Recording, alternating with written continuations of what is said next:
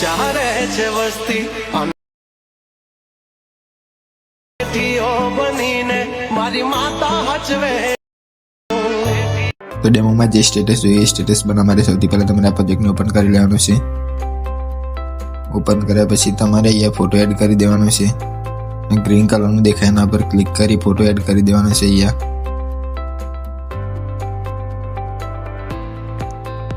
અહીંયા પ્લસ આઇકનમાં જઈને આ ફોટો એડ થઈ જશે। ફોન્ટ એડ ના હોય તો એડ કરી લેવાના બધા।